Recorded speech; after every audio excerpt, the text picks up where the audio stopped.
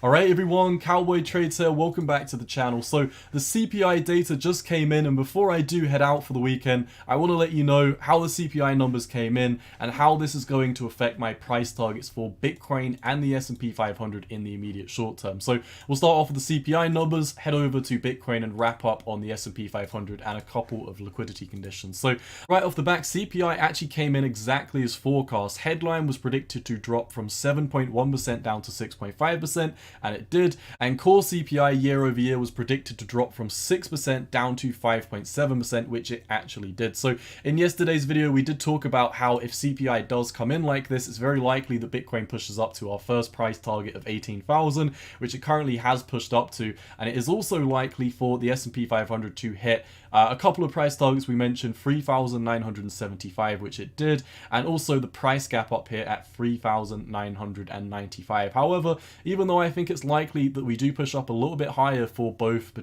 for the S&P 500, maybe not Bitcoin, I do think that we've pretty much topped out at this moment in time, and this rally has already been priced in because once again we got exactly what was forecast, and forecast was already priced in. So let's dive into Bitcoin now that we know the CPI data. So right off the back, on the 1 hour time frame, there's one really important price target to keep your eyes on for Bitcoin, and it is this level right here, 18,365. In the lower time frames, you can see if we keep on lollygagging around this region, getting rejected, we could play out a beautiful bark pattern and head down to 17,300. Now, obviously on the 1 hour time frame, nothing is really guaranteed, but there is another reason why you should keep your eyes on 18,360.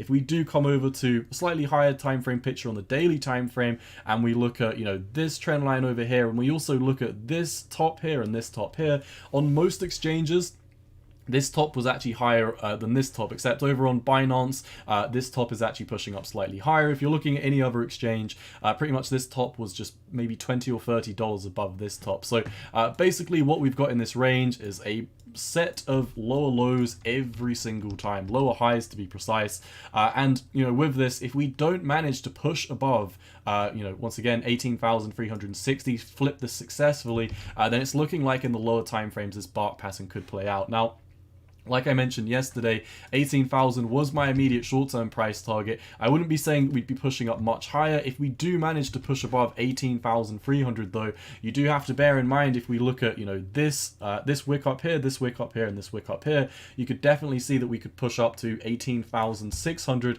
and we could be playing out something like a huge bear flag for Bitcoin. So this could still be in fruition. And also on the daily time frame, if we look at Bitcoin's quote-unquote bottom that happened on the 18th of June, back when it dropped down to 17,600. If we look at these range lows, look at the wicks, and then you can see this massive meltdown that happened once you braked it and retested it.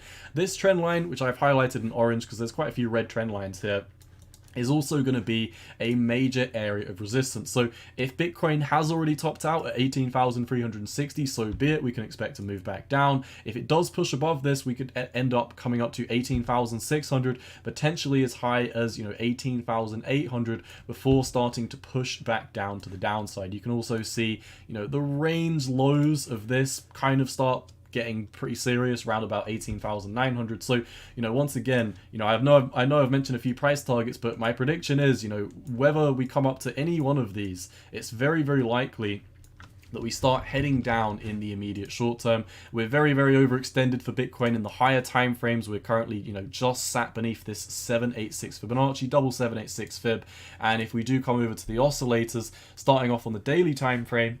Actually, let's start off on the weekly because I've drew a trend line on this. In terms of the MFI, how much liquidity is in the market, we're running into a macro trend line, which has literally been in place since Bitcoin's first top roundabout here. If we get rid of this trend line, you can see on the weekly time frame, squeeze momentum indicator is sitting very neutral right now, indicative that if we do break into a bearish trend, we've got a lot of room to move to the downside. Stochastic RSI is heading up very quickly, and typically we've more or less been getting topped out around about 88 the past few times, so it is possible in the weekly time frame. Like I said, we could push up to 18,400, 500, 600, or we could just lollygag at the levels that we're at right now and watch the stochastic on the weekly turn up before getting smacked back down. However, on the daily time frame, this is a different picture. The MFI has just pushed up to 86.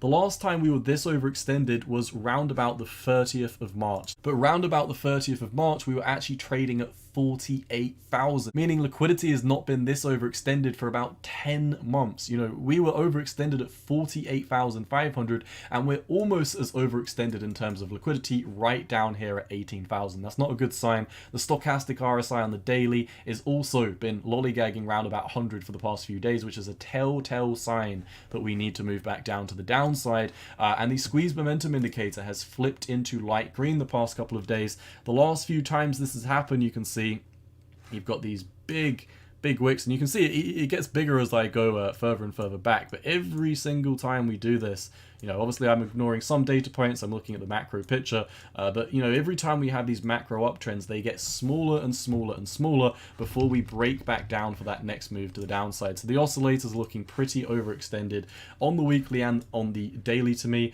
And also, if we do come over to the daily time frame, you can see, depending on how you draw this, obviously if you're drawing from candle body close, candle body close, candle body close, you can see we're technically sitting just above it. However, we've also talked about this, you can draw it from the wicks if you want, and if we are drawing it from the wicks, we haven't quite come up to the trend line, and we are still in a bear flag at this moment in time. So keep your eye on this price target, 18,360. If we do break this once again, this price target up here, 18,600, 18,700, and then also the range lows round about 19,000 or so. We've got a VPVR zone up here at 19,100 if we really do get overextended. However, in my opinion, I do not think we will be pushing up this high. In my opinion, I think we top out before slash at this orange line here. One of these trend lines, this one, or the orange trend line, is where I think Bitcoin tops out in the immediate short term. And also, we've looked at this as well, higher time frame picture was stuck underneath the 786, or we're stuck just above slash on the 786 fib.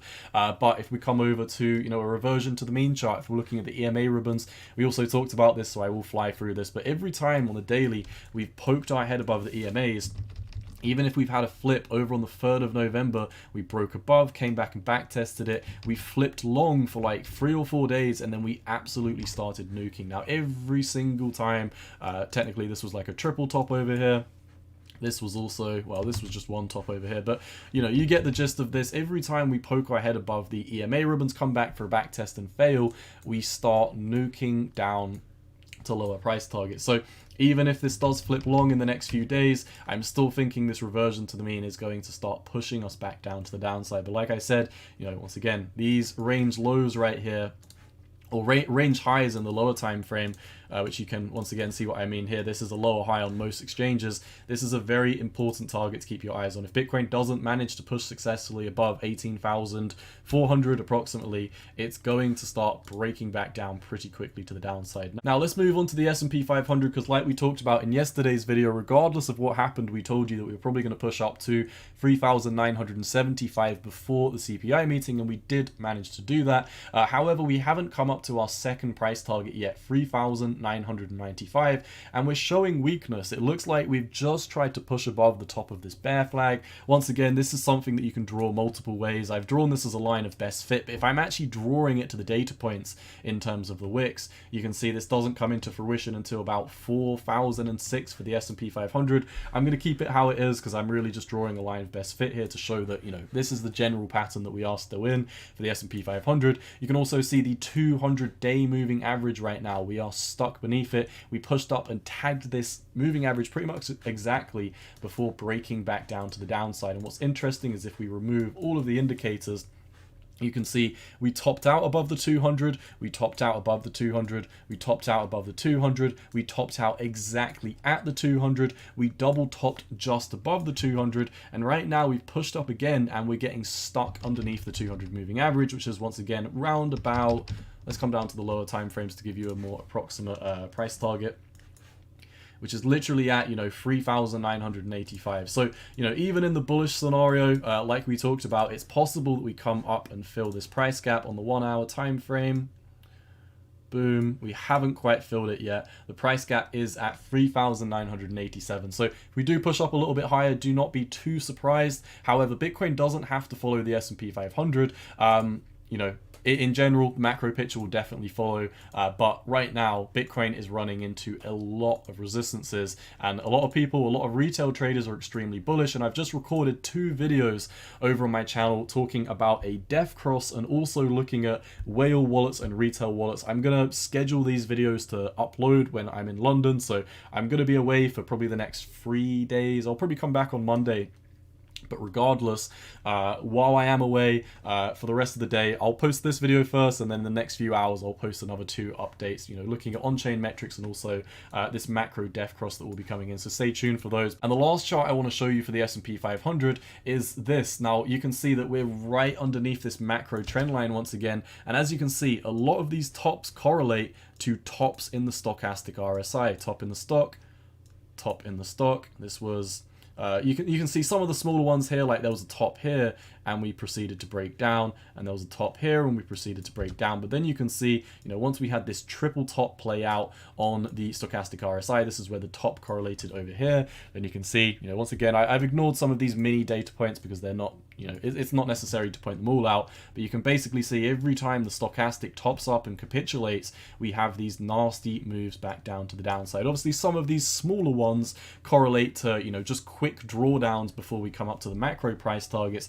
but you can more or less see when we push up all the way to, like a 97, 98, 9900, we always top out just beneath this trend line. And right now, the stochastic RSI on the daily time frame is extremely overextended for the S&P 500, and it really looks like it wants to cross to the downside very, very soon. So it's not looking good for the S&P 500. Once again, keeping it super, super simple on this chart. And also, if you're a veteran of the channel, you'll also know what these blue lines correlate to. I won't talk about this too much because we do talk about this in pretty much every video, but if we come over to the CME liquidity tool and look at the higher time frames, you can see top in liquidity, top in liquidity, top in liquidity, top in liquidity. And every time this happens, this correlates to these blue trend lines. We always have a breakdown, buyback, breakdown, breakdown, buyback, breakdown, breakdown, buyback, breakdown. And since we've topped out in terms of liquidity, we've had a breakdown, and we're currently sitting in that buyback. So when we do come over to the liquidity tool, we look at the lower time frames, we look at basically how the liquidity has been in the past 11 days since the start of the year.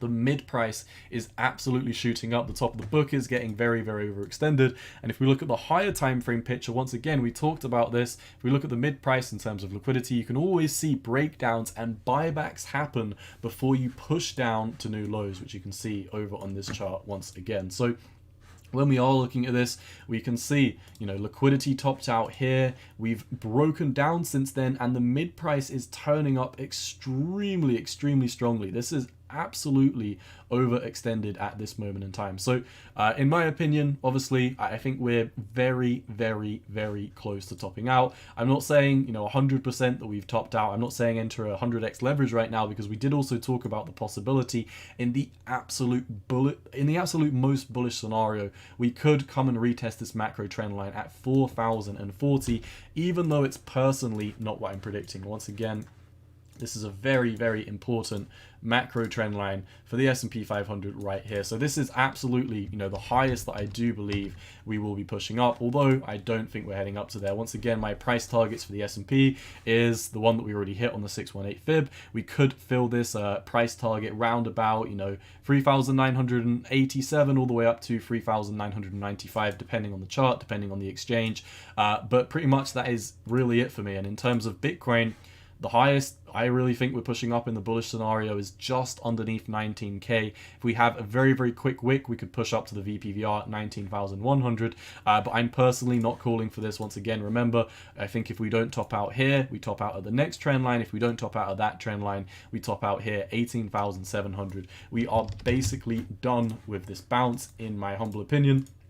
And the last liquidity tool I want to look at is the cost to trade. Now, when the cost to trade is very much like the mid price in terms of the book depth. Now, these almost look like the exact same chart, but what this shows us is when the cost to trade. So, once again, if you're trading the S&P 500 and you're having a massive push up in terms of price, then your cost to trade will increase. And when you see the cost to trade increase, it's very likely that the price is going to top out. And the cost to trade is actually pushing up higher than the liquidity tool right now. So this is just another metric that we can use to visualize how traders will be navigating the market. People who are looking to enter, longs on futures and derivative contracts for the S&P 500 and Bitcoin, they're going to have to start paying extremely high funding fees, and shorts are going to have their funding fees paid for them by the longs, which are paying high funding fees. So basically, it's going to become much more economically stable to be in a short at this moment in time as liquidity pushes up, as the cost of trade pushes up. Shorts are basically getting free funding feeds.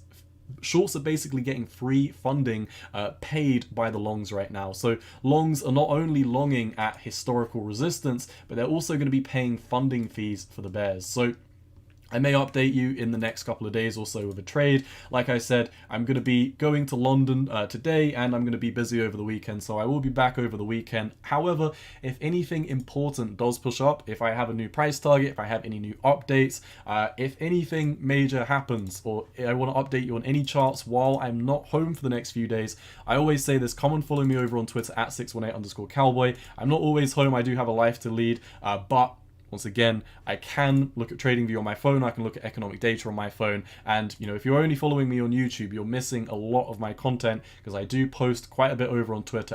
And if you do want even more from me, then be sure to head over to my channel, click on the About section, and come and join the Discord. I hope to see you over there, but for today, my friends, that is all I've got for you. Like I said, I'm going to be in London in a Kendo dojo today, going to be busy over the weekend, and I have scheduled 2 other videos to upload in addition to this while I'm going to be away from the markets. So that's all I've got for you for now. As always, thanks for watching. If you do enjoy the content, let me know down below by leaving a like and a comment. Share the videos with your friends. Hope to see you over on Twitter and Discord, but for today, that's all I've got. Cowboy out. Peace.